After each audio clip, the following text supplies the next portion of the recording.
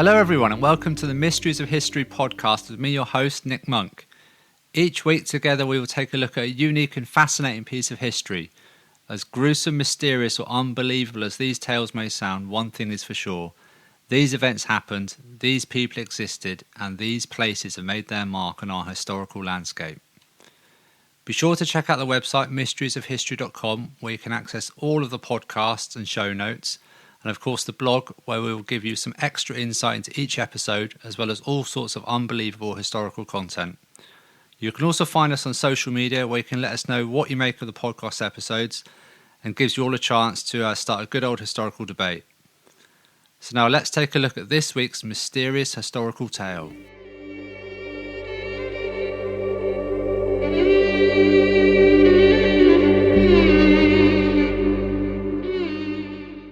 So for this episode, we're going to take ourselves back to somewhere in the late 18th century, and we're at Dartmoor National Park in the southwest of England. For those of you who don't know or aren't familiar with Dartmoor, it's one of 15 national parks in the United Kingdom. And Dartmoor is characterised by vast expanse of rugged moorland, and it's about 954 square kilometres in size. But it's characterised by its wild open spaces and iconic granite rocky outcrops, which are called tors, and plenty of boggy marshes. If you're really lucky, you'll see wild ponies, which is quite something to see. Evidence of human habitation on Dartmoor goes back thousands of years. What is really quite fascinating is that Dartmoor was once covered by a vast expanse of native forest. You have to imagine the UK at one point covered almost entirely in forest. And one of my favourite analogies is that a squirrel could have hopped onto a tree in John of Groats and continued all the way down to Land's End, hopping between trees without touching the ground once.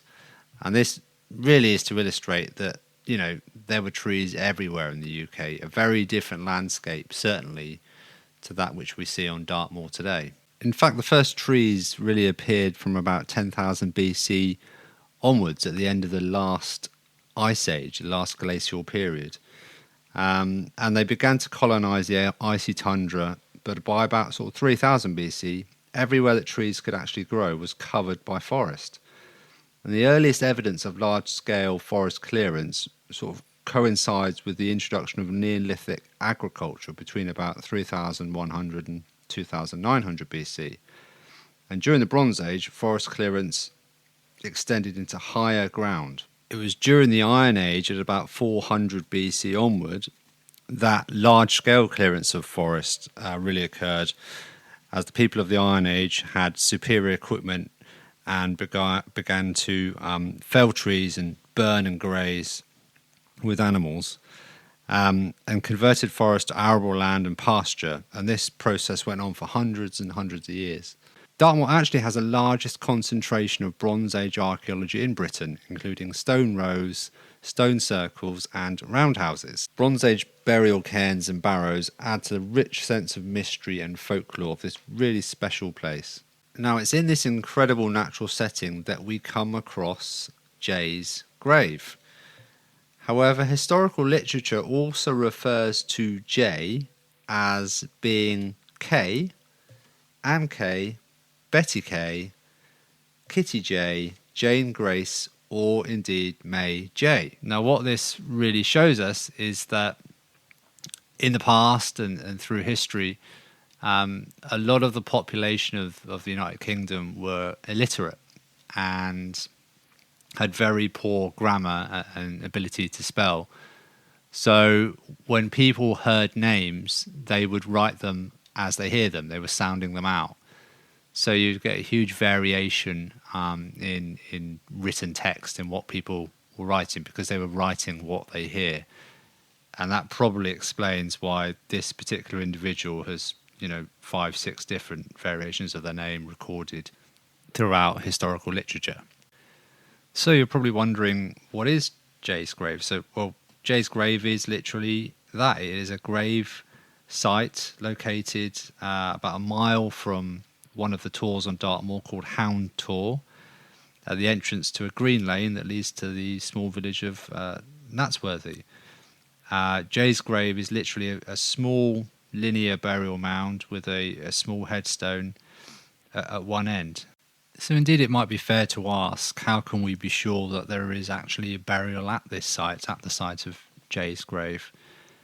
Well, there is quite a lot of literature that talks about Jay's grave historically. In particular, there's a piece from the Western Antiquary of 1881, and I quote, "About 20 years ago, the late Mr. James Bryant, the owner of the property, opened the little mound to verify the local tradition and discovered the bones of a female, which he placed in a coffin and reinterred in the same grave with a head and foot stone properly set up."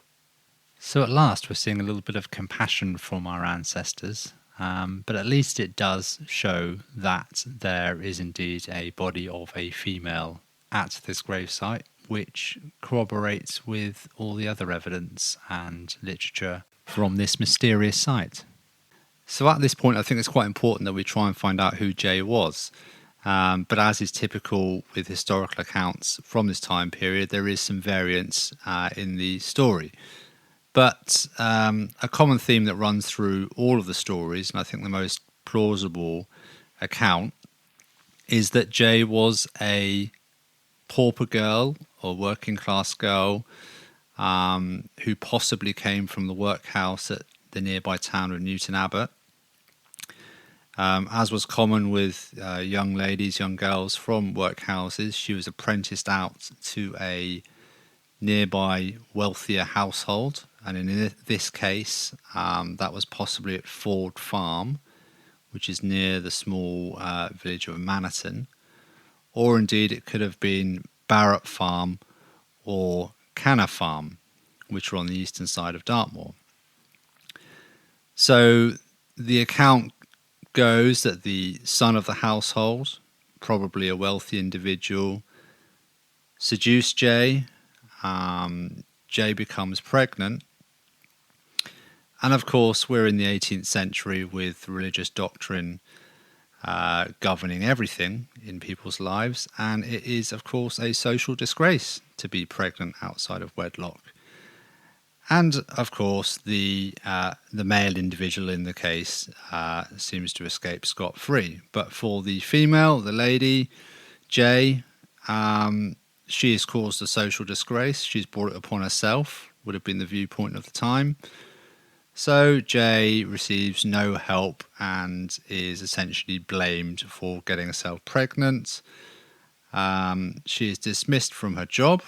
So a working class young lady who has come from a workhouse, a place where people went when they were destitute, had no money, no means of supporting themselves.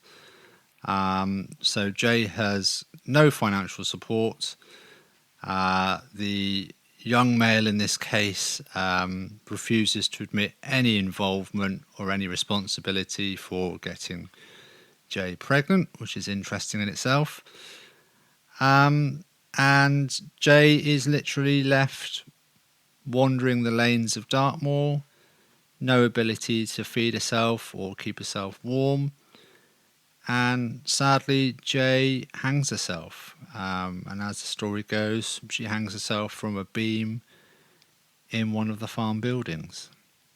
The concept of a social welfare or state support system simply hadn't been invented in the 18th and 19th century. And in fact, the breakdown of a person's mental state would have meant possible institutionalization in an asylum, where the poor person would simply be referred to as a lunatic, mad, an imbecile, or even insane, and they would have just received no support to address their mental state. And one organisation, one establishment that had no time for it whatsoever was the Church of England, to the extent that suicides were not allowed to be buried in consecrated ground. And when we say consecrated ground, that means within the church's graveyard. So unfortunately, not only were suicide victims not supported in their lives, but they were very mistreated, ill-treated after they died.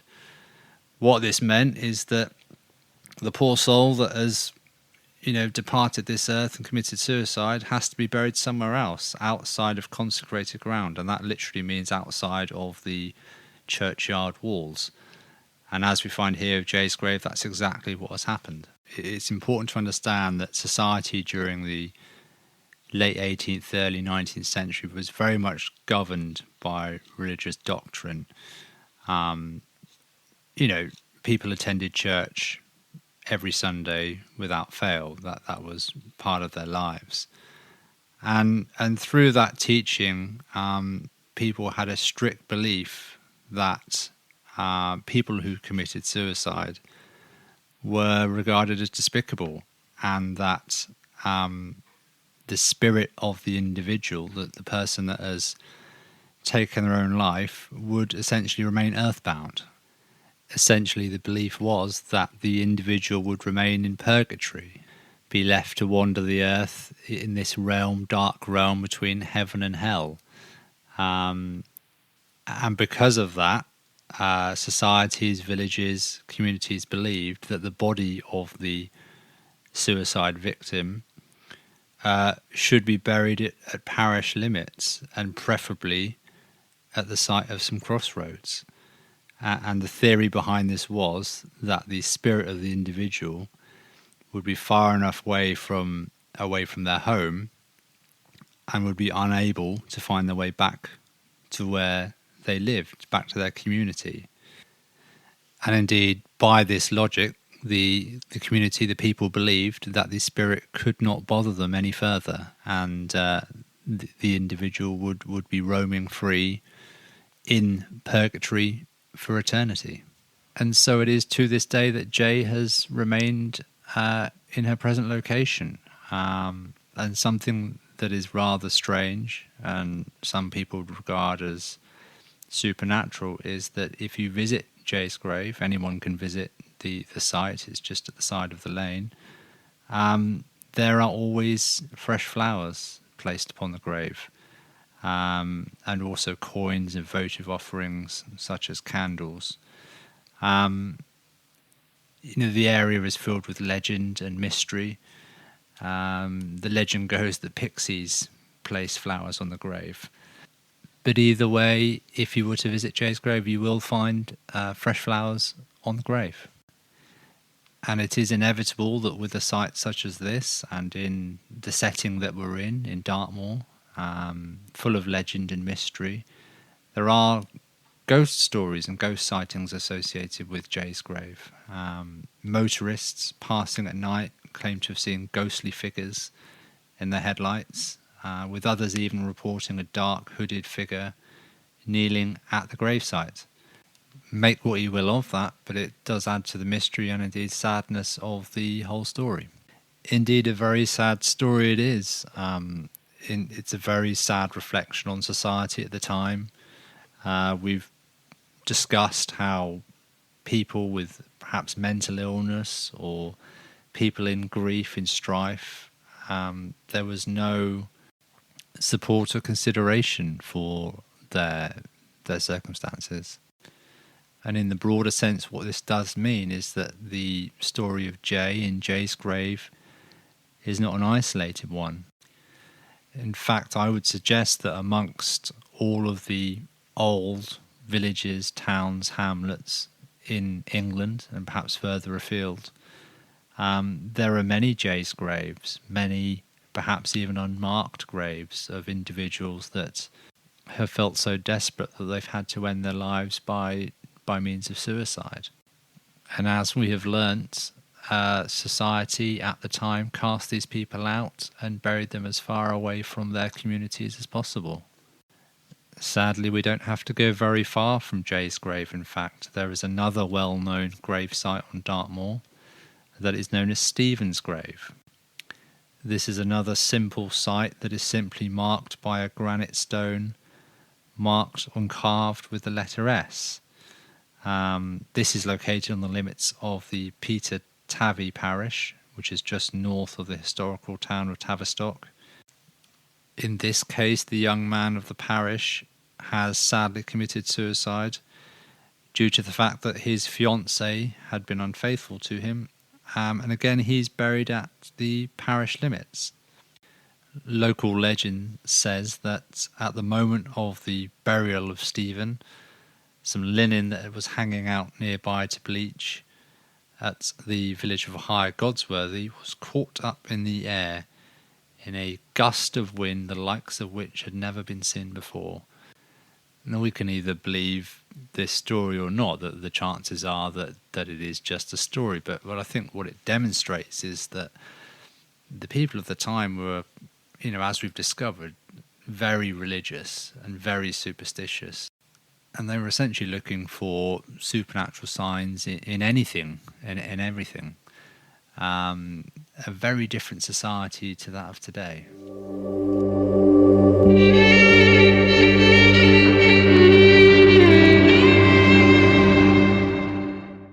So there we have it, the story and legend of Jay's grave. A sad story all round, really. A young lady in torment and a society governed by religious doctrine that did not offer any compassion or support for Jay, or the countless other Jays or Stephens who no doubt suffered similar fates. Thanks for listening, and be sure to check out our blog at themysteriesofhistory.com and social media outlets where we'll post extra info and images for each episode. So until next week, stay curious. The mysteries of history remain.